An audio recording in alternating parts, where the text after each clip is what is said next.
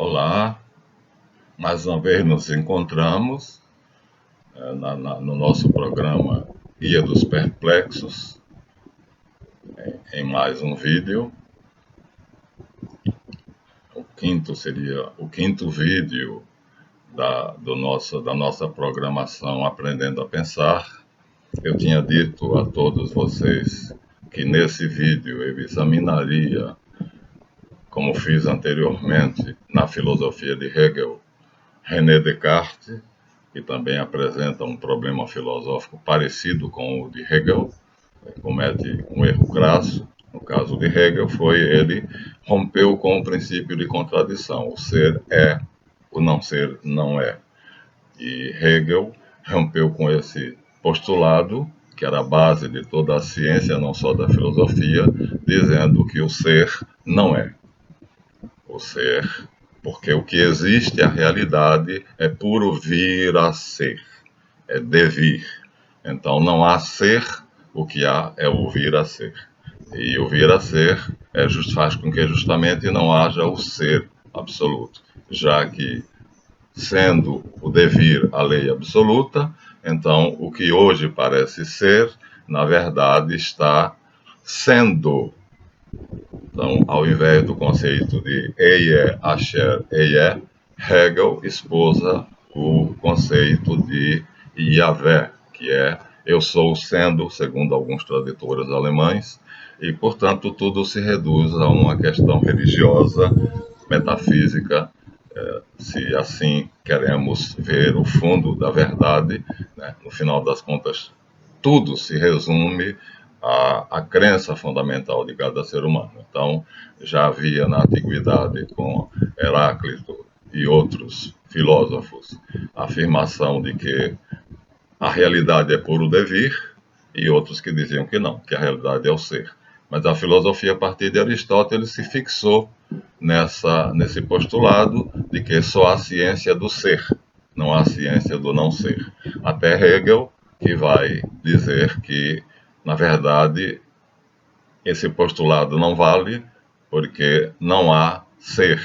O Eie, Asher, Eie de Moisés, eu sou o ser, é uma revelação religiosa, portanto, não tem valor filosófico científico.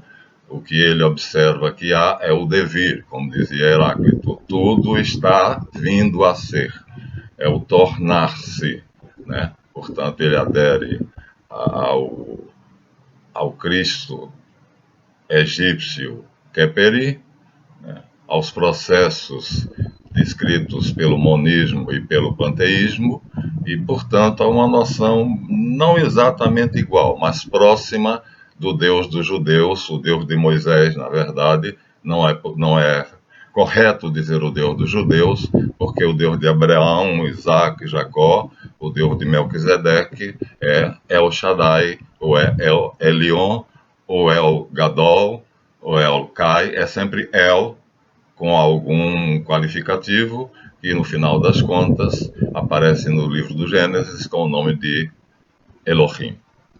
Então, Hegel abjura, né, de Eie, de El, e passa para o Gênesis 2, né, do Deus Criador para o Deus Fazedor, e o Deus Fazedor é realmente, filosófica ou metafisicamente, um demiurgo, uma divindade e devir. Ele é o que ele se torna, né? É ele que faz ser o que é, e não diferente. Então, dentro daí desses parâmetros, o que nós percebemos é que Hegel assume a concepção de Javé, que é também a concepção dos monistas e dos panteístas, e aí vai chegar ao que nós, filósofos tradicionais, consideramos absurdo, né, de quebrar o princípio de contradição, que diz o ser é, o não ser não é, só existe ciência do ser, não existe ciência do não ser. Só há ciência do que é. A ciência busca saber o que o universo é, e não o que o universo não é. Mas Hegel, quebrando esse postulado, ele diz que não há ser. né? Tudo que existe é o devir, e logo o devir é o ser sendo. Portanto, não é o ser absoluto, não há o ser absoluto. Nesse caso, ele se aproxima muito do conceito de Javé e assume uma posição monista panteísta ou javista com uma tintura pessoal. Muito bem, isso é bem próprio dos modernos. Termina dizendo que o ser não é. Então, a ciência deverá se conformar com essa conclusão de Hegel, né, que a ciência está procurando o que não é, porque todo existente é não ser, porque é o ser sendo, é o ser vindo a ser. Portanto, o ser em mudança é, na verdade, devir, e, logicamente, não sendo o ser absoluto, constante, é não ser. Então, eu professorei desde muito cedo. Aos 16 anos de idade, eu li os 18 volumes que me foram presenteados da coleção completa de Sigmund Freud, que era sobre psicanálise, e compreendi. Li e entendi. Fiquei fascinado. Fiquei fascinado, achei que Freud era um gênio incomparável e insuperável. Com o passar do tempo, contudo, Freud criou dois movimentos. O freudismo, que era a ideia de que a essência do inconsciente, portanto, a essência do ser humano, seria o prazer, eros, o impulso erótico, né? O impulso da vida, que quer se afirmar por si mesma. Mas há uma contradição aí no inconsciente, então Eros gera automaticamente sua própria antinomia, ou seu contrário, que é Thanatos, morte. Então, vida e morte são as duas realidades últimas, né, de todo ser vivo. Por um lado, ele luta para viver. Por outro lado, o impulso da morte, a lei da entropia, que é física e bioquímica, está agindo e levará esse ser à morte. Nós começamos a morrer a partir do momento da nossa concepção.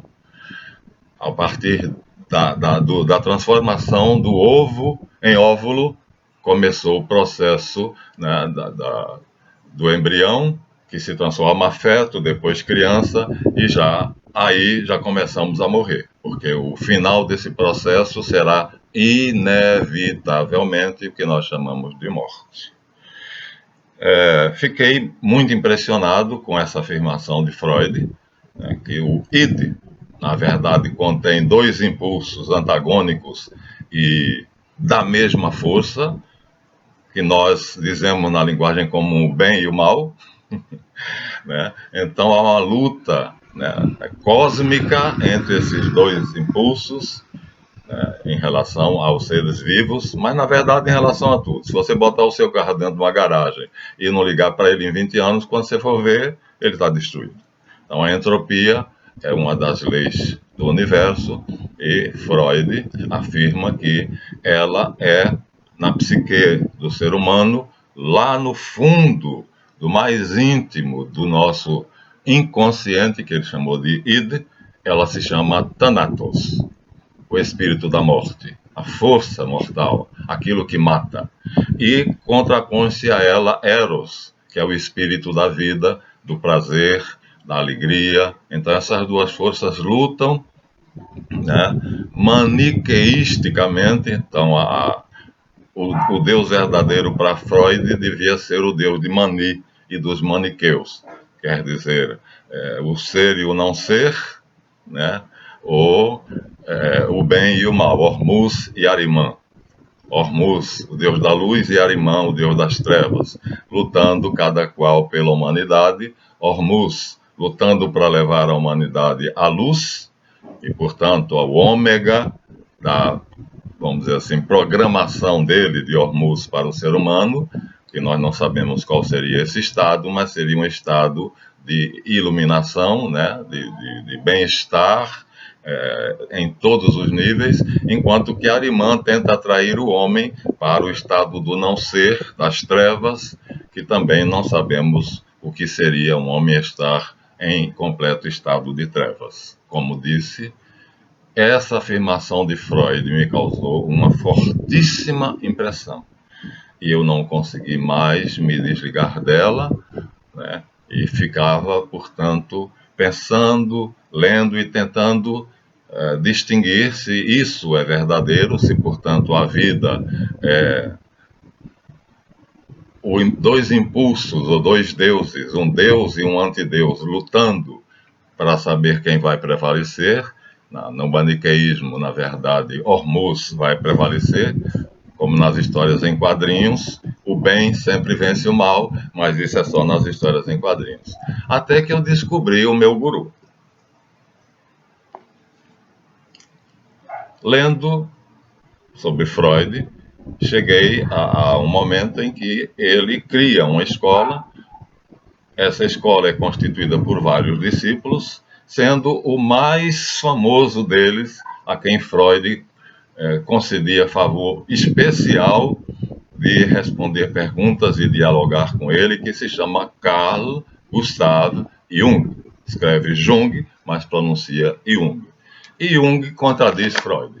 Então, chamado inicialmente o príncipezinho, porque depois de o rei Freud morrer, sair do trono, rei morto, rei posto, Jung tomaria a cátedra, né, da psicanálise, da filosofia de profundidade, e o reizinho de repente se tornou no demônio, no diabolos de Freud, porque ele fez um sistema e no sistema dele, então, não se resume o id, ou o inconsciente, não se resume ao que Freud disse.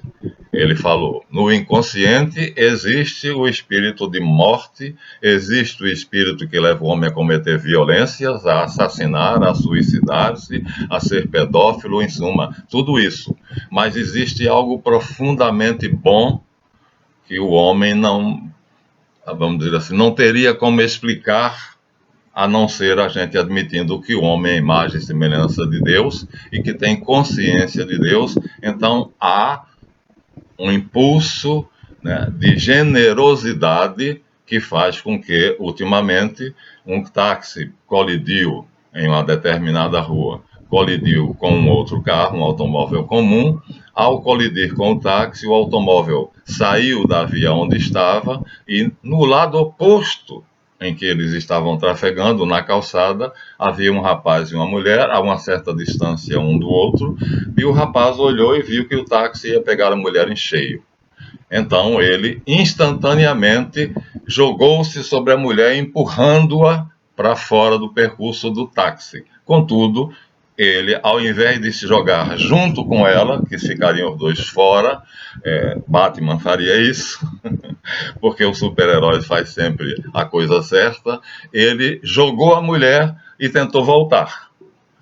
Tirou a perna direita e voltou à posição, mas a esquerda ficou no trajeto do táxi, que arrancou a perna esquerda dele, e ele, portanto, foi hospitalizado, saiu dali para o hospital, depois ficou deficiente, depois teve que usar uma perna mecânica, mas depois a história diz que ele se tornou um gênio das quadras dentro daquela disputa quando acontecem as Olimpíadas, né, dos deficientes, as Paralimpíadas, e ele é um bambambam nas quadras de basquetebol, numa cadeira de rodas. Então, há algo no ser humano. Aqui no Brasil, foi no zoológico, no Jardim Zoológico, ali na Quinta da Boa Vista, um sargento de bombeiro estava à paisana, passeando com a família, mostrando aquilo ali à família, quando, de repente, outra criança perto dele, a mãe se descuidou, a criança subiu no aramado e se debruçou, né, no alto da jaula das ariranhas. Ariranhas são um tipo de animal com garras, facões, e dilaceram uma pessoa em poucos minutos. Então ele não titubeou. Instantaneamente ele correu, né, porque a criança caiu. Não, se debruçou e caiu. Ele correu, subiu o aramado, se jogou dentro da jaula das ariranhas, a criança era pequena, ele pegou a criança e jogou para fora. Mas ele não teve tempo de sair. Quando ele tentou galgar o aramado para sair, as ariranhas já tinham saído do lago onde estava, vieram e dilaceraram ele. Então Jung diz: isto é sobre-humano. O inconsciente, portanto, guarda alguma coisa que torna o homem, em determinado momento, depositário de uma generosidade, de um altruísmo que faz ele dar a própria vida por outro. E, no caso, nos dois casos aqui, dois desconhecidos. Quer dizer, nem o rapaz que se tornou perneta conhecia a mulher que ia ser atropelada, nem o sargento bombeiro conhecia a criança que caiu na jaula das ariranhas. Então Jung diz: Freud está errado. Há um terceiro elemento, né, no inconsciente, que Jung preferiu chamar de superconsciente ou inconsciente coletivo. Há um terceiro elemento que é exatamente essa força, né, esse espelho da divindade, que é totalmente toda boa, infinitamente boa, que só tem bondade, e então esse espelho da divindade está misturado com várias outras coisas no inconsciente coletivo, que ele chamou de arquétipos. Esses arquétipos o homem percebe de forma intuitiva, e os arquétipos nós não temos acesso direto a eles, porque não sabemos qual é a linguagem do inconsciente. São sons, são cores, o inconsciente fala através da música. O fato é que o subconsciente, ou o inconsciente pessoal, consegue decodificar a fala do inconsciente, né? Ou o inconsciente coletivo. Então, o inconsciente pessoal, também chamado, e eu prefiro chamar de subconsciente, compreende a voz, a fala, a linguagem do inconsciente coletivo e traduz para o consciente. Então, você, na verdade, é 3 em 1. Alguém me disse que era por isso que os sacerdotes católicos antigamente traziam a coroa aqui raspada, que ele dizia, acho que era Abílio Manuel de Guerra Junqueira, então não era um colega meu, era um poeta português laureado. Abílio Manuel de Guerra Junqueiro diz que todo padre trazia a marca do fabricante no alto da cabeça, o 0, porque acreditar que um Deus é ao mesmo tempo 1 e 3 é um absurdo, porque ou é 1 ou é 3. Matematicamente não pode ser 1 e ser 3. Ou é 1 ou é 3. Então, o sacerdote católico traria a tonsura, que era assim chamada, né, do fabricante, que era a igreja, o 0, porque ele conseguia aceitar esse absurdo de que Deus é 3 em 1, mas você também é 3 em 1. E se você é imagem e semelhança de Deus, então você tem inteligência, vontade e memória. Deus, então, seria um super-homem, quer dizer, um ser cósmico, uma pessoa, né? Porque tem inteligência, vontade e memória, né?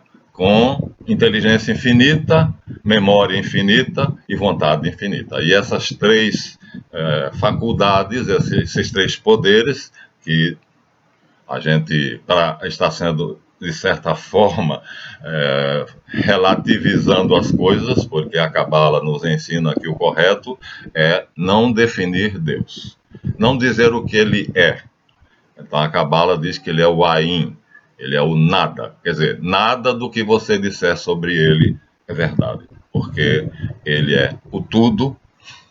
Então você teria que ter infinitos conceitos, e você, quando terminasse essa lista interminável, o que isso é impossível, se é interminável, então você não terminaria nunca, você ainda estaria em falta com Deus, porque ainda não teria dado todos os seus atributos. A Cabala dá 10 ou 11, dependendo do sistema, mas já diz que a melhor palavra para Deus é Ain, nada, em hebraico. Nada do que você disser, nada do que você conceber, nada do que você pensar. O hebreu diz Hashem, o nome, referindo-se ao tetragrama. Então, fascinado agora por Jung, então agora eu tinha não apenas uma antinomia, o bem e o mal, o certo e o errado, mas havia um terceiro elemento dentro do inconsciente pessoal, que através de... tinha o seu símbolo dentro do inconsciente pessoal, né, o seu arquétipo, e esse arquétipo se projeta no subconsciente ou inconsciente pessoal.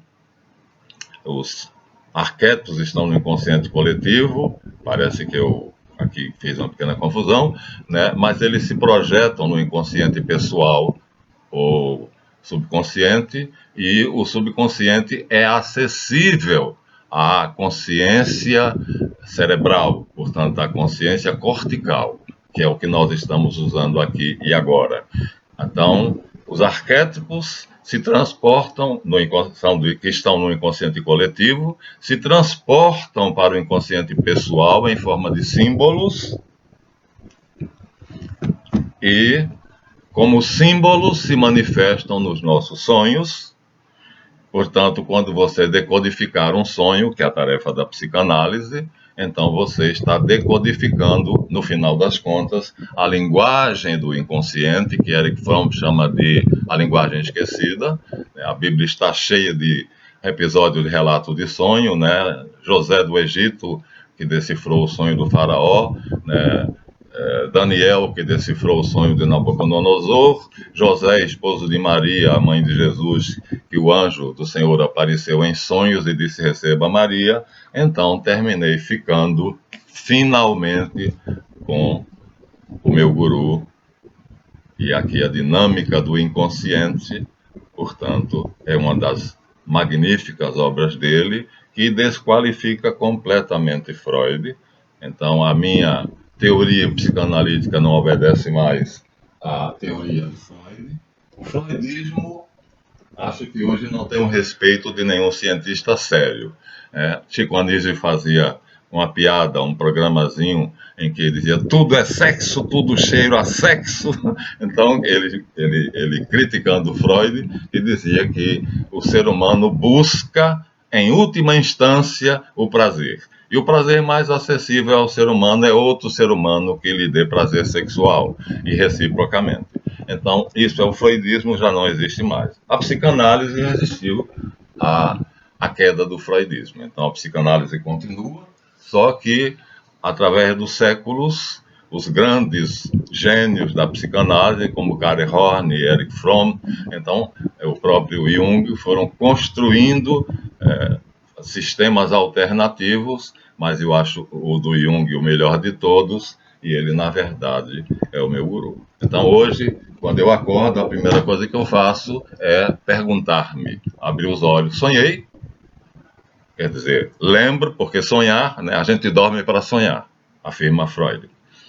Sonhar eu sonho sempre. E nesse momento, meu subconsciente está numa atividade frenética, ele não para, ele não dorme. Só que, quando a consciência está acesa, em ação, a minha atenção e a minha memória não têm acesso ao inconsciente pessoal, que é o subconsciente. Eu não sei o que é que o meu subconsciente está pensando, mas ele está pensando.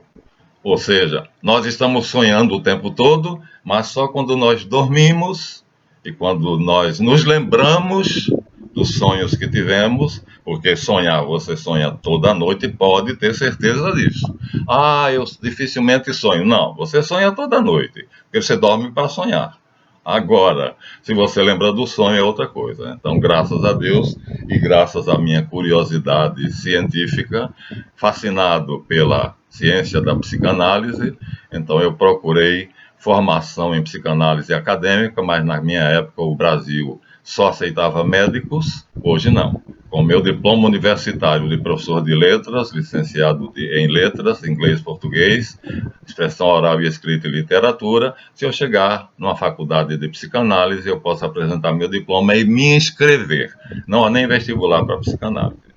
Então, aqui está uma exortação a todos, né? A melhor coisa que me aconteceu foi, portanto, conhecer os símbolos, que eu os estudo até hoje, né?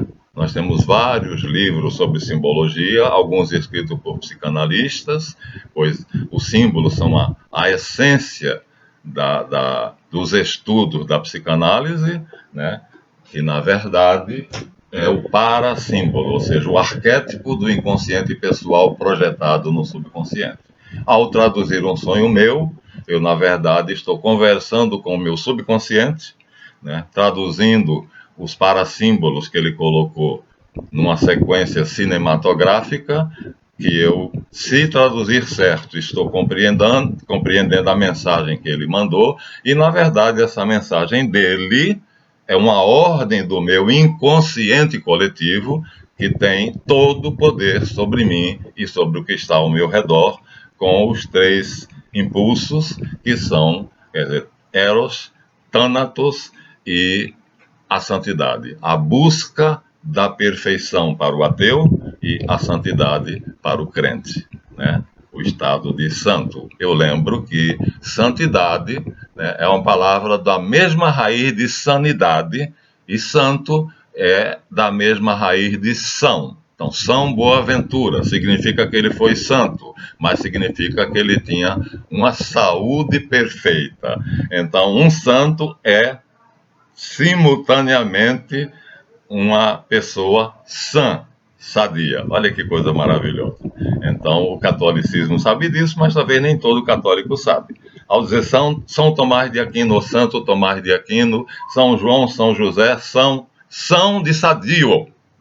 Eu estou dizendo que essas pessoas são plenamente sãs, sadias, que através da conexão com esses arquétipos, ela teve uma ligação com esses símbolos no subconsciente, com esses parasímbolos, e essa conexão dessa pessoa que se tornou santo foi especialmente com os arquétipos da sanidade, que nós chamamos religiosa e teologicamente de santidade.